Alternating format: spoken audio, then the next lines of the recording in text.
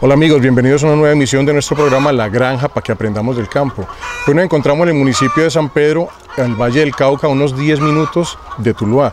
Nos encontramos en la granja Santa Lucía, propiedad del señor Ancísar Díaz, quien muy amablemente abrió sus puertas para mostrarnos los procesos en las granjas avícolas, granjas de postura. Don Ancísar, antes que nada agradecerle mucho que nos haya invitado y pues hombre, queremos saber un poco cómo inició usted en este negocio de las aves. ¿Y hace cuánto, don Ancísar? Bueno, muy buenos días para ustedes. Quiero darles la bienvenida y explicarles un poco acerca de la forma de cómo producir un huevo y llevarlo al consumidor final. ¿Hace cuánto empezó usted en el negocio, don Ancísar? En el negocio llevo aproximadamente de 28 a 30 años. Soy médico veterinario.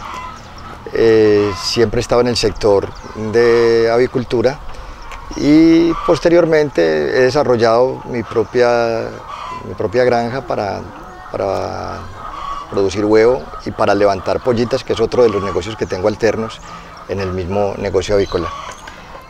Bueno, don Ancísar, pues entonces no se diga más. Amigos de la granja, vamos a ingresar entonces a la granja del señor Ancísar y vamos a conocer un poco más sobre los procesos de avicultura.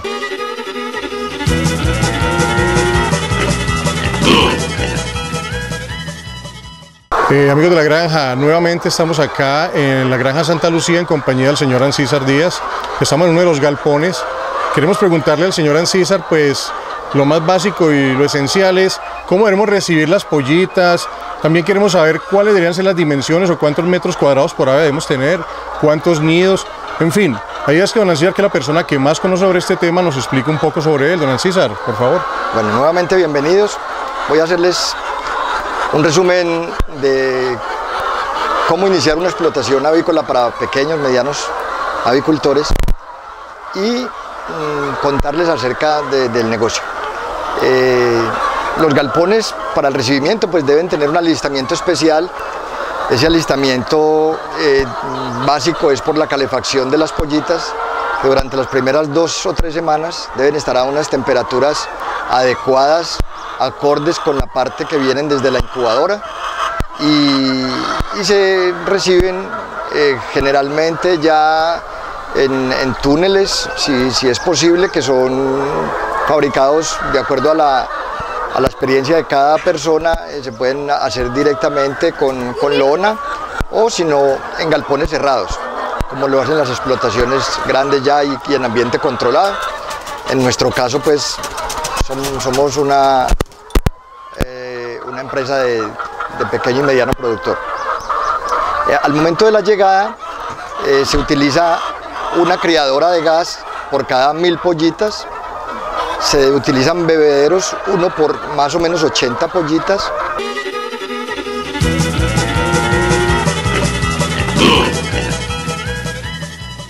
Don Ancísar, una pregunta muy importante, sobre todo en la parte de la cama para el recibimiento de las pollitas.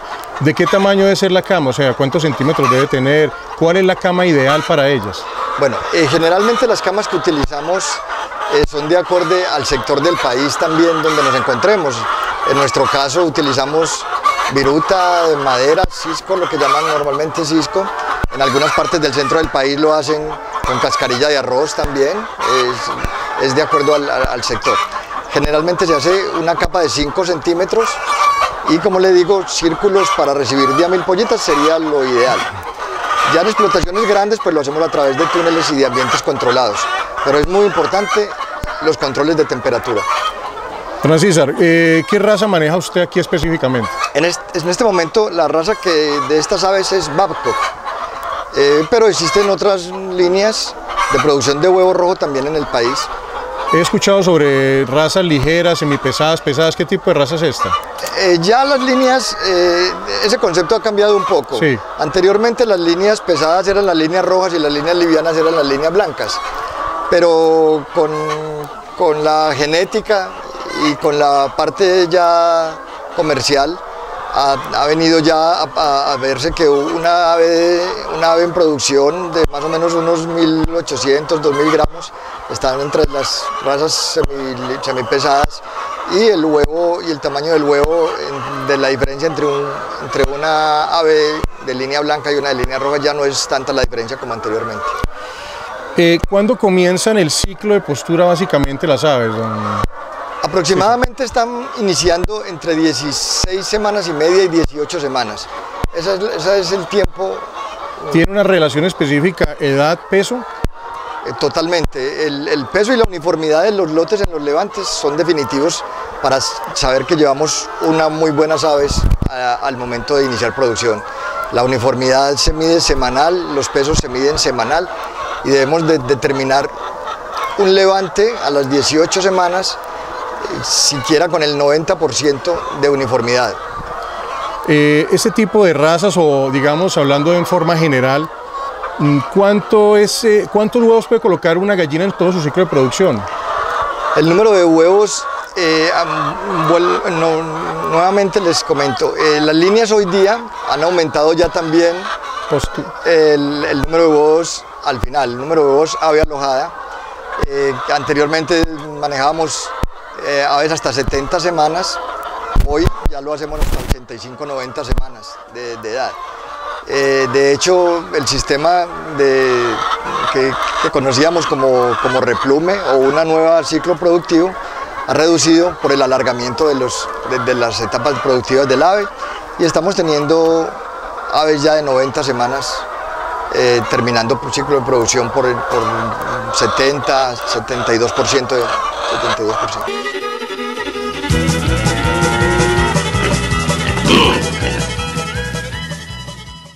Don Ancísar, en todo este proceso, ¿cuál es el pico de producción de la gallina? ¿De qué semana a qué semana va ese pico, en el momento en que más produce huevo la gallina? Está más o menos entre 28 y 40 semanas de vida del ave. Alcanzamos el pico de producción y hoy día las razas están preparadas para llegar hasta picos del 96-97% en producción. Y la idea es lograr sostenernos ahí, que ese es el éxito del ciclo. Después de la 40 semana que es que usted me dice que está en pico de producción, ya empieza a decaer un poco la producción, me imagino. ¿Cómo a qué porcentaje aproximadamente empieza a decaer? La idea es terminar a las 90 semanas por el 70%.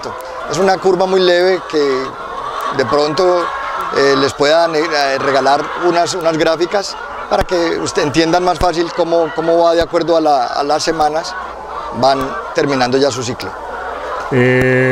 Otra cosa importante que veo en las gallinas y que me causa curiosidad y mucha gente de pronto lo quisiera saber, ¿por qué despican las gallinas? Hay dos razones fundamentales. Una es que algunas líneas todavía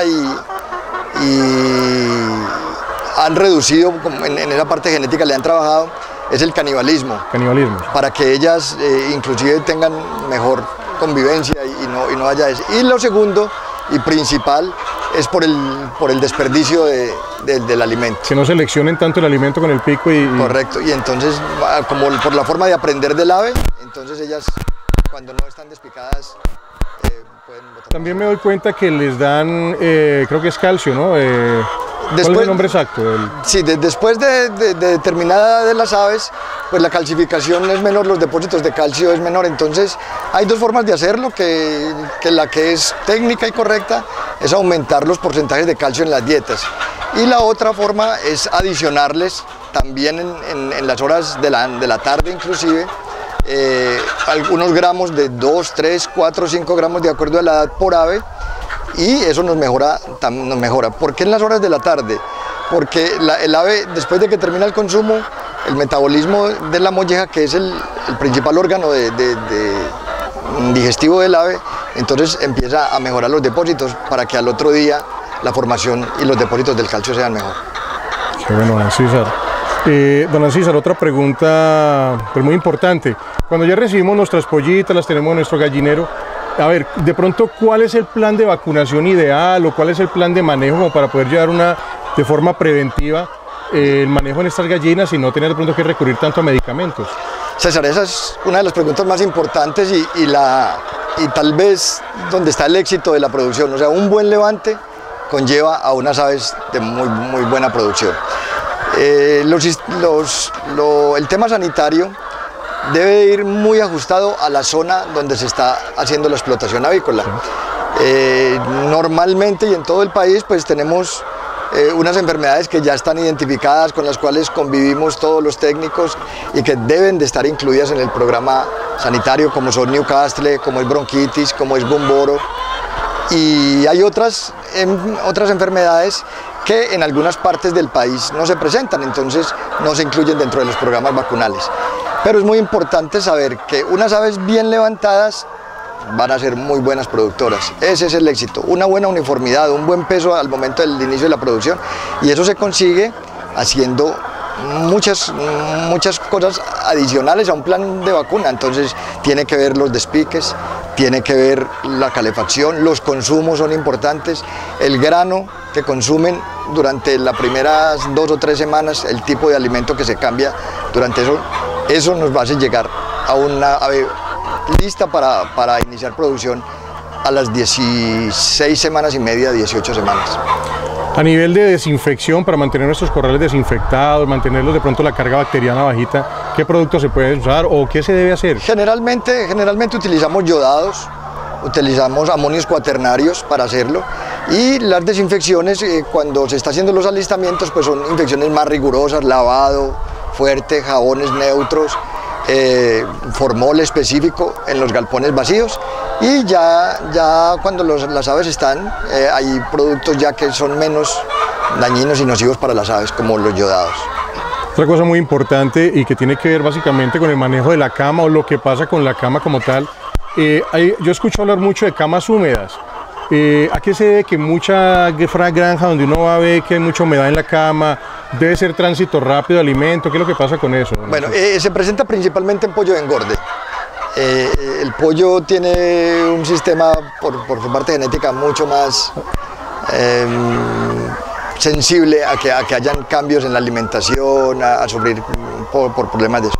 En pollitas y en ponedoras ya tiene que ver demasiado la persona que esté encargado del manejo de las aves. Entonces una cama se debe de mantener muy bien seca, podemos mirarla como en este caso. Principalmente las líneas de bebederos, estos son unos bebederos automáticos, entonces que los bebederos no estén goteando, que permanentemente revisar para que no aumente la humedad. Y en caso de existir algún daño o algo, el personal preparado, el personal encargado de estar preparado para estarlos sacando de los galpones permanentemente. ¿La cama le deben estar adicionando constantemente o no, se van con la misma cama durante todo su periodo de postura? No es conveniente estar adicionando camas después de que las aves inician su periodo de producción, pero sí debe de permanecer siempre seca. ¿A qué se debe que aquí no siento básicamente el olor fuerte del amoníaco, que en otras partes es muy característico? Precisamente eso es lo que estábamos hablando. Cuando hay humedad frente a una materia orgánica, eso ayuda a aumentar los niveles de amonio en el medio ambiente. Y lo otro que pudiera ser también, heces muy líquidas también producirían ese tipo de... Las heces líquidas es básicamente tránsito rápido y tiene que ver mucho con la parte del concentrado. Correcto. Don César, otra cosa importante es que aquí preguntas siempre me las hacen y pues usted es la persona que pienso y creo yo, estoy seguro que me las puede contestar. Me hablan mucho cuando se incluyen las gallinas. ¿A qué se debe? ¿Qué es el factor que genera esto? Hay varios factores, pero uno de ellos tiene mucho que ver, son con aves de bajo peso al inicio de producción. Entonces por eso la uniformidad es muy importante. Y hay algunas personas y algunos técnicos que estamos en el campo que hemos visto que algunas razas desarrollan un número más alto de aves con cloqués que otros. ¿Cuál es el método? ¿Cómo hacemos para que estas gallinas podamos quitar la cloaquera? Pues ya una vez que esté, lo ideal sería separarlas. Ellas se distinguen fácilmente. La cloqués básicamente es un estado febril de las aves, entonces si usted las selecciona, las pone en un sitio, les baja los comederos, las mejora el peso, les ayuda con el estado febril, proporcionándoles medicamentos como acetaminofén, ácido acetil salicílico. Es una forma básica, es una forma práctica de hacerlo. Pero tenerlas aparte. sería lo más conveniente para tratar de... Yo he ido a fincas y las amarran, las bañan, bueno, en fin, eso... Como le comentaba César, ese es un estado febril, entonces los abuelos y los técnicos a veces manejamos las recomendaciones de los abuelos, entonces por eso usted ve que hay personas que la ponen en agua. Básicamente es eso, es simplemente bajarle del estado febril, pero con productos también farmacéuticos también lo podemos hacer.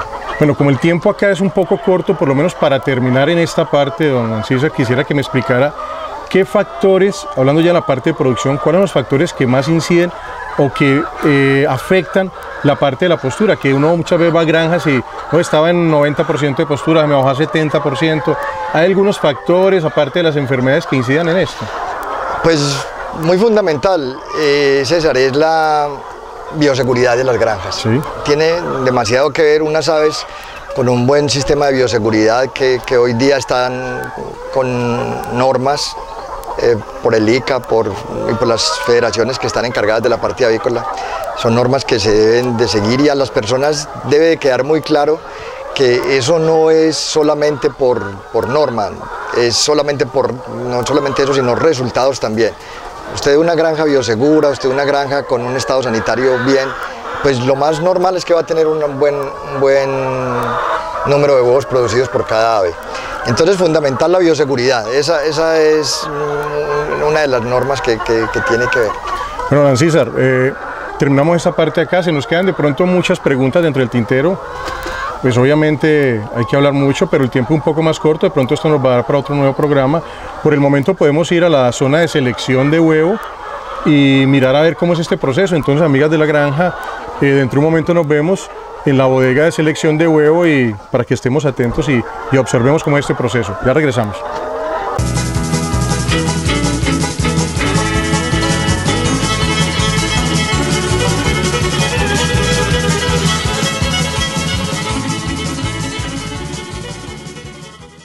Badelva, una empresa dedicada a la nutrición de sus animales. 15 años de experiencia nos dan la razón. Carrera 35, número 4430. Contáctanos 315-724-2287. Palmira, Valle del Cauca.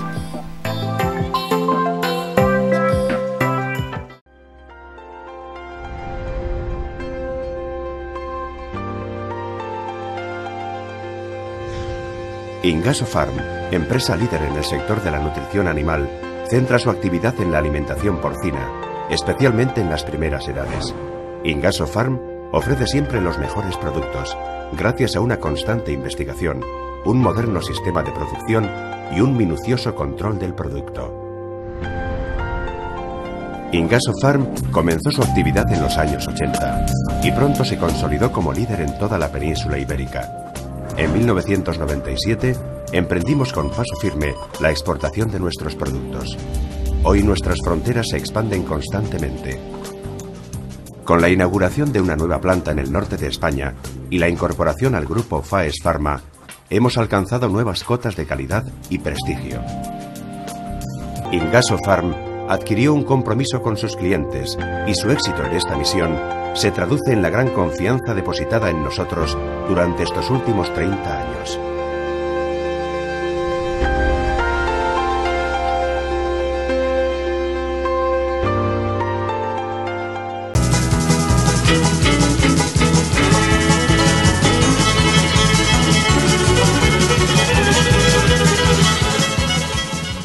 Bueno, don César, nos encontramos en la parte final del proceso de las gallinas ponedoras de su granja. Cuéntenos un poquito, aquí estoy viendo que hay una máquina clasificadora de huevos, me gustaría saber un poco cómo funciona la máquina y básicamente cuáles son los tamaños de huevo, si el tamaño de huevo va relacionado con el peso. Si nos puede colaborar con eso, don César. Bueno, les voy a contar entonces cómo llega al final. Después de 5 recogidas en el día, 3 en la mañana, 2 en la tarde, las personas encargadas de la recolección ingresan a la bodega, apuntan cuánto huevo recogen en cada vez que entran al galpón para poder llevar un control de inventarios real y serio de los porcentajes actuales de las aves. Llegan a la bodega y entran a unos estantes para clasificar y empiezan a iniciar la clasificación ya por peso, como lo comentaba César. Entonces se clasifican, ahí lo van a poder ver en las imágenes cómo entra el huevo, cómo llega, y por peso, de acuerdo a las normas de ICONTEC establecidas a nivel nacional, nos da los pesos. Los rangos están siempre teniendo como promedio el huevo tipo A. Sí. El huevo tipo A es el que nos da la base para hacia abajo, después de 56 gramos hacia abajo, está el huevo B y el C, y de ahí hacia arriba, entre 56 y 63, ellos tienen unos rangos que los establece bien las normas. Esta máquina que vemos acá sirve para clasificar 6.500 huevos por hora, y ya pues estamos más modernizados, ya hay la tecnología, pero los avicultores medianos y pequeños todavía utilizamos este tipo de máquinas. ¿Esta funciona con balancines, pesas, algo especial? Funciona, o sea, cada vez que da una vuelta, un giro, sí. Entonces por peso, de acuerdo como habíamos hablado ahora, el C cae a un cubículo, y así sucesivamente hasta el huevo AAA. Don Ancísar, ¿cuál es el huevo que más piden comercialmente? El huevo tipo A. El huevo tipo Por eso A. les comentaba ahora que ese es el que nos da la base, la norma para... ¿Y en color?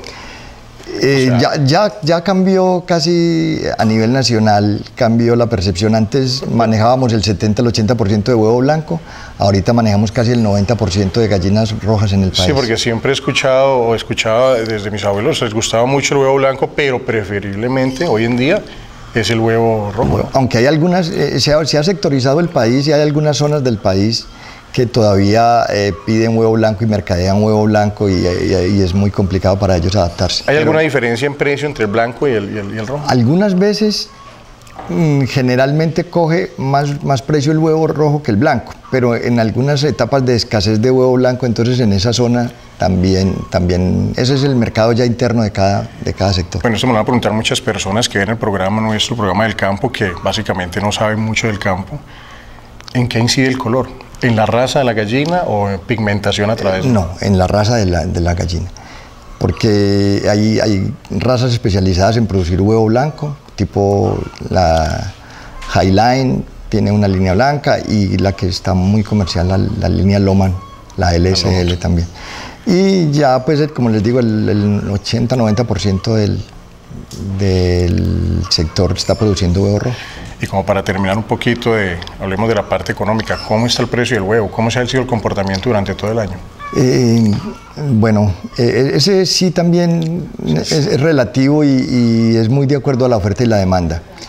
Actualmente los costos de producción están similares, entonces las utilidades no son muy altas. Hemos tenido una época complicada por materias primas, hemos tenido una época complicada también con los negocios de Venezuela, que algún huevo podíamos exportar hacia Venezuela. Y también me imagino que hace 2 años prácticamente para acá, con el incremento del dólar, pues como el 90% de los insumos son importados, me imagino que eso afecta bastante. Correcto. ¿Sí? Casi estamos regulados, estamos muy a la par con el precio del maíz y de la torta, de la importación.